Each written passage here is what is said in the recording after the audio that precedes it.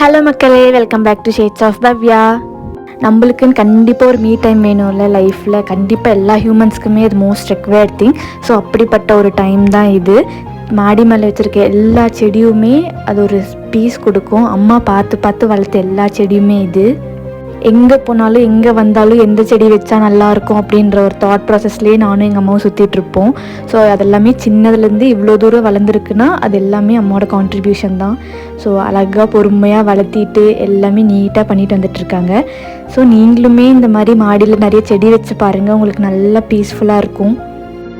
Daily use பண்ணுற மாதிரி இருக்கிற காய்கறிகள், புதினா, பச்சை மிளகா அந்த மாதிரி தான் நாங்கள் எல்லாமே மாடியில் வச்சுருக்கோம்.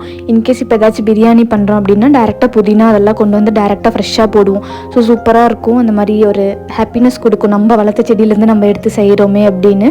அண்ட் ஆலோவேரா, கண்டிப்பாக ஆலோவேரா செடி இருக்குது. ஸோ இந்த மாதிரி நிறைய வளர்த்திருக்கோம். So yeah, thanks.